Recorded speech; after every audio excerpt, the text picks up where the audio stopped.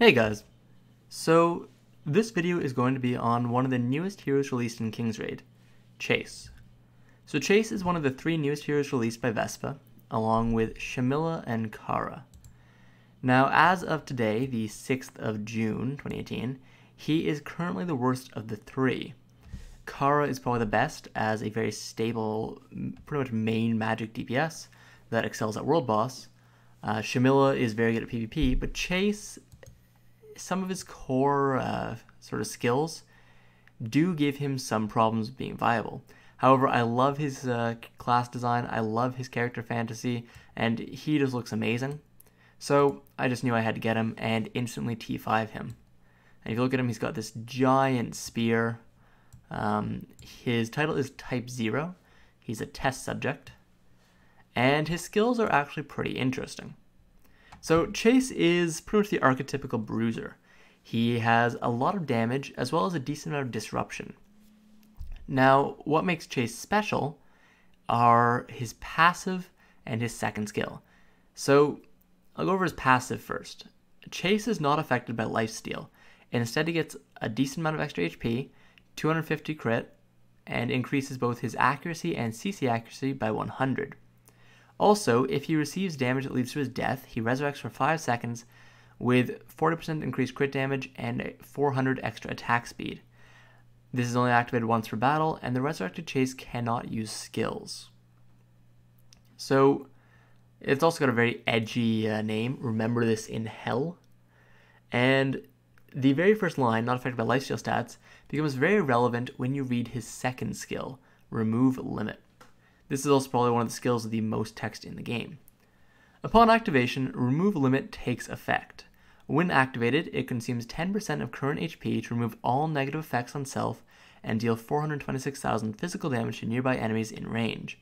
While it's activated, it consumes 5% of his current HP every 1 second, gains immunity to CC, and increases crit damage by 40% and attack speed by 250.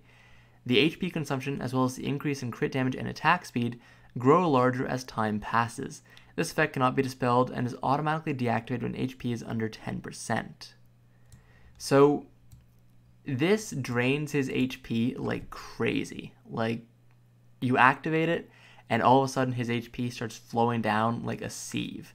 Adding to the fact that despite his increased damage, he cannot benefit from the lifesteal substat, and you have a recipe for a very squishy attacker, especially one who, with as many amazing stats as he gets from his passive and his second ability, he can build Bruiser very effectively, I might add, but building damage is so juicy for all those extra stats that it would just be wrong not to. Now you'll notice that I'm recovering health here. That is an effect of his unique weapon. I'll get to that in a second, but it's not because of lifesteal. So if you just watch this, you can see the attack goes way up all of a sudden. But also his health drains like crazy. And his unique weapon does not give him very much health regen. I'm probably gaining about 50,000 to at the very most maybe 100,000 per second, which with the unique treasures, rings, orbs, and just the base stats of level 80s, is not very much. And this is a 2-star unique weapon too. It's not like it's a base unique weapon. I've got a 2-star. His other 2 skills are actually pretty interesting as well. His first skill is I'll Break You. It prevents the target from receiving positive effects for 4 seconds and inflicts 493,000 physical damage and knocks the target back. Afterwards, it inflicts, after 1 second, it then inflicts damage around the target and stuns them for 4 seconds. His other skill is Burn Spear of Fury. It charges at an enemy, inflicting physical damage and knocking it down, then explodes the ground around himself to attack 4 times, dealing a total of 437,000 physical damage and inflicting stun for 4 seconds. It also recovers HP equal to 25% of the damage. So this is a pretty good way to recover HP. What you want to do is you activate Remove Limit, you go crazy, and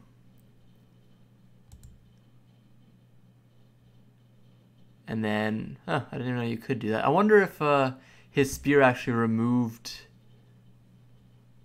the ability to heal from the target dummy. That'd be pretty interesting.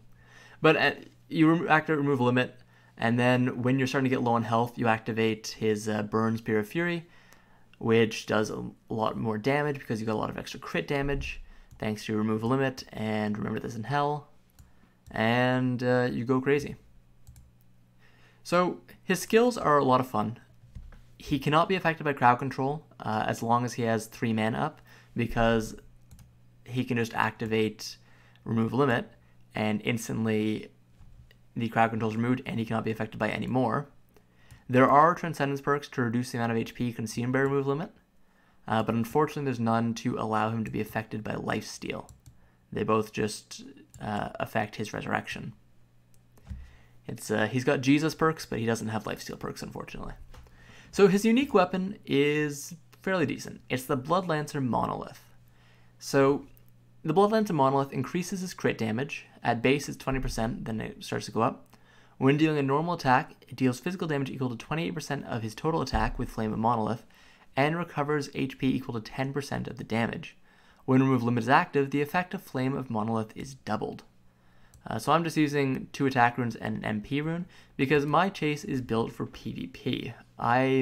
This is not his PvP set here, this is damage set, but my chase is, in his first perk set, built to reduce his mana cost by as much as possible, prevent him from being crowd controlled when using Burn Spear of Fury even if he's not using Remove Limit, so that he can be a very effective bruiser and disruptor. His T5 Dark also helps him a lot, as for every 1% of HP lost, crit damage is increased by 1% and attack speed is increased by 4, which means if he's lost 50% of his health, he gets an extra 50% crit damage and an extra 200 attack speed, which is pretty nice. So I also chase a unique treasure, and it's the Unrelenting Pauldron. So its unique option is that it reduces the mana cost of Burn Spear of Fury by 1 and increases its damage by 20%, bringing the mana cost of Burn Spear of Fury from 3 to 2. This is the reason I'm using him in PvP, as with the Unrelenting Pauldron and the Transcendence for I'll Break You, he can cast 2 skills that have huge crowd control effects on them, 4-second stuns AoE for both of them, for only 3 mana in total. That is a lot of crowd control and a lot of disruption, especially I'll Break You, because you hit the enemy frontliner, they go flying backwards, hopefully stunning the backline, but even if they don't, they stay stunned, Chase runs up, or even just uses Burn Spear of Fury to continue the chase, activates Remove Limit, and goes to town in the enemy team.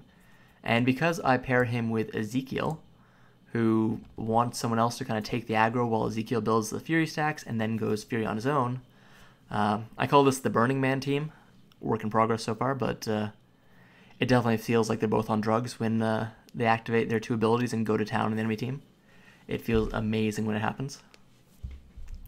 But yeah, so Chase, his current problem is Remove Limit simply takes up too much HP. Without the ability to lifesteal, because of Remember This in Hell, Remove Limit means that healing Chase is like trying to put out a house fire with thimbles of water. The only way for me to keep him healthy in World Boss 1 is using Shay, Frey, and Annette all at the same time.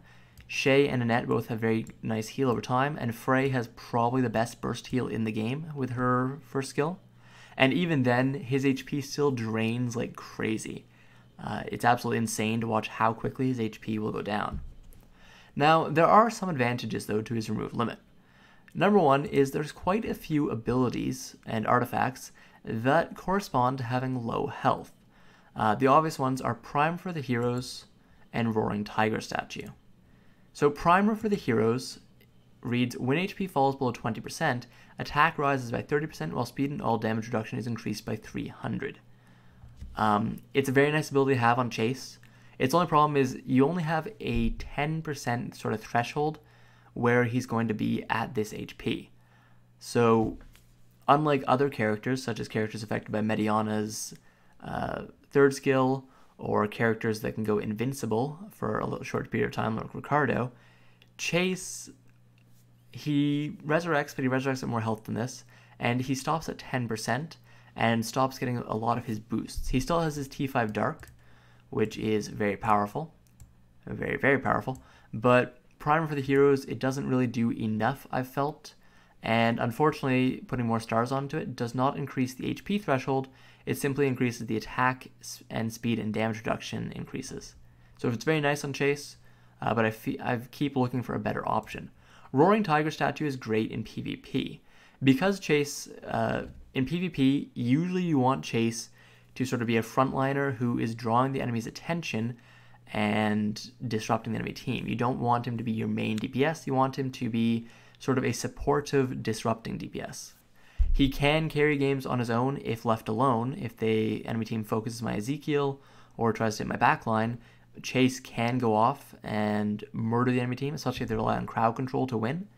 But at his core, I feel the current iteration of Chase, with his current stats and how his current second skill works, is more of a bruiser in PvP, more of a disruptor. And Roaring Tiger statue is perfect for that because he can trigger this on his own. The enemy team does not have a choice. He will trigger this on his own if he gets to activate his second skill. And he builds a lot of attack naturally, so this damage is actually fairly decent. Knocking all the targets down, they lose attack speed and attack. And he can do it again if the battle goes on long enough, although normally the battle will end not long after this. The Roaring Tiger statue happens on its own. There's a few other items that trigger at low HP, but Golden Apple of Goddess it's not really what you want for Chase, as all it does is give him an extra 1 or 2 seconds at sort of above the threshold for his remove limit. It's not going to make him instantly amazing, and it doesn't purify remove limit either, so it's not a way for you to get out of remove limit if you wanted to use it to remove some crowd control and hit the enemy team for a bit and then get out. But Primer for the heroes, it definitely works on Chase. It's definitely a pretty decent item on him, as long as he's below 20%, which he will be for a while, unless you've got a healer healing him, because his healing from the Blood Lancer isn't very much, so as long as you hold off on Burn Spear of Fury until after he's above 20%, you can make quite a lot of use of the Primer of Heroes on Chase. So for Transcendence perks on Chase, I have 2 different perk sets. For PvE, I have Attack Up. I go with Defense Up because Chase does not scale with extra HP. He just doesn't. You don't want too much extra HP on Chase. You want to increase his defenses so that he takes less effective damage and hurts himself less with his own skills. Kind of similar to Ezekiel, but even worse. For this, I actually totally ignored a second Transcendence perk and went with I'll Break You Dark, which increases the physical damage that a target takes for 10 seconds, as well as Remove Limit Dark, which increases the mana cost by 1 but doubles the crit damage and attack speed increases. This makes him a monster if you can keep him healed. If you can't keep him healed, Remove Limit Dark is just going to hurt you, as it increases the mana cost, but he won't stay in Remove Limit for very long at all. Then you go with T5 Dark, because I feel this is absolutely essential no matter what build for Chase you're using. It gives so many free stats. If you go down to 10%, which is what Remove Limit will take you to, this is 90% crit damage and 360 attack speed. That is, I want to say it's something like 3.5 attack speed and around 4, just over 4.5 actually. No, exactly 4 pretty much, crit damage lines on a piece of gear. You are gaining about 7.5 lines of gear, or 2 full pieces of gear worth of substats, by taking his T5 Dark down at 10% health. Of course, it's not like you're always going to be gaining that. In most scenarios, he's probably going to be gaining about 40 to 50% crit damage and around 160 to 200 attack speed, but that's still almost a full extra piece of gear right there. So I find Chase's Dark perk very powerful. His Light perk is not bad. I find it better than giving him access to these for pure damage in PvE. He doesn't really need the extra attack from the PDEF, as he doesn't build too much PDEF. He gets the natural warrior's PDEF from the armor piece, and anything my Celica gives him, but that's about it. I've already got enough crit chance, and he gets almost as much crit damage from the Opportune Strike perk as he does from his Chase Light perk. I don't really feel the need to take extra dodge or the per each enemy, as I'm mostly using him in World Boss, so the light perk is a good compromise. And then both of these I feel are worth more than these perks, as the remove limit increase is insane, and I'll Break You lets him give himself some self-amp, as well as help amp the rest of his physical team that is alongside him. For PvP, as I mentioned, I've got a very similar build. I dropped light, I've kept dark for just those games where Chase can run away with a game. It doesn't happen that often, but every 3 to 4 games, maybe 4 to 5, Chase, if he gets left alone, will just run away with a PvP match. He will destroy the enemy. It's really awesome to watch as he just crowd controls them and finishes them off in a few spear swipes each.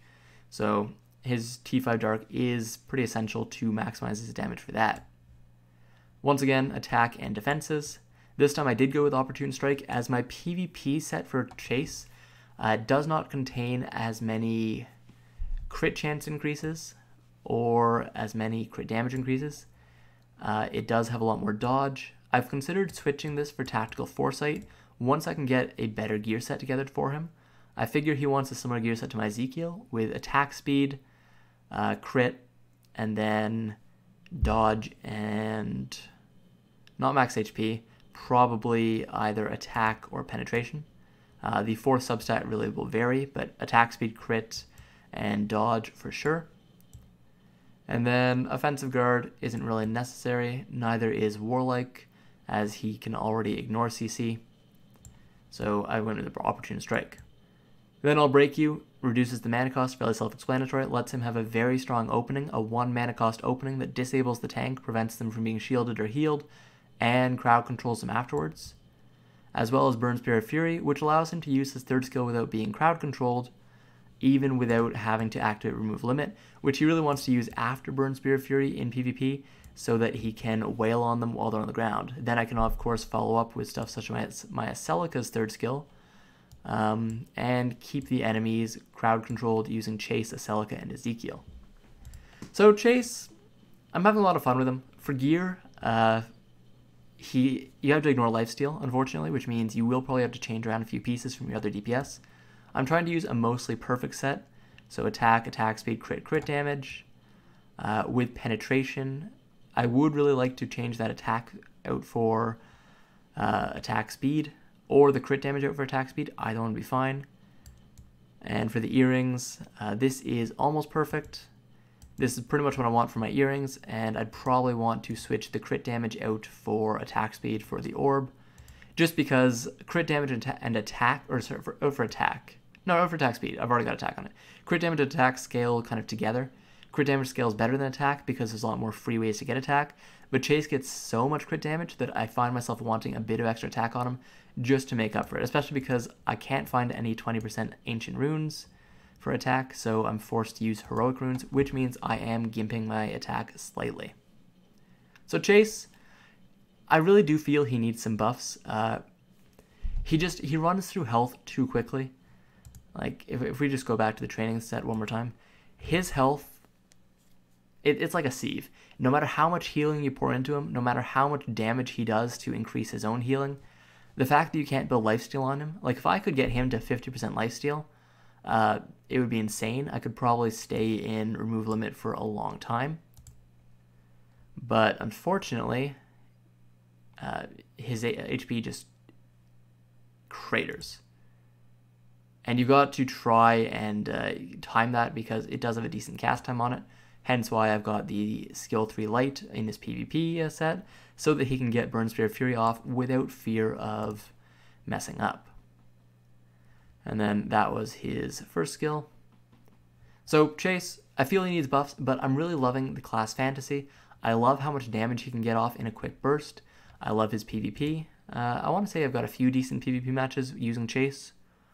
I've had quite a few where he's ran away with the game. I've had quite a few where he dies early on, resurrects, and is just a slight annoyance to the enemy team, but allows my Ezekiel to go off.